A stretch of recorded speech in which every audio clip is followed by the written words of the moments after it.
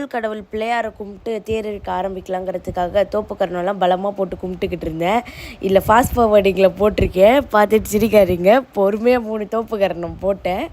அதுக்கப்புறம் என் ஃப்ரெண்டு நந்திக்கிட்ட கொஞ்சம் நேரம் பேசிட்டு போனேன். எப்போவுமே நந்திக்கிட்ட என் கஷ்டம்லாம் சொன்னால் தீர்ற மாதிரி நான் கொஞ்சம் ஃபீல் பண்ணுவேன். ஸோ அதனால் போனேன்.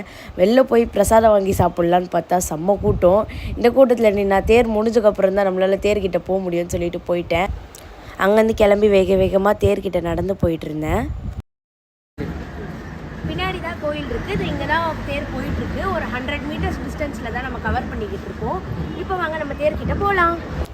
தேர் பார்த்தா ரொம்ப தூரம் போல் கிட்ட தான் இருந்தது. ஸோ ஒரு 100 மீட்டர்ஸ் அது மாதிரி தான் நகர்ந்து போச்சு. அதுக்குள்ளே நம்ம தேரை ரீச் பண்ணிட்டோம்.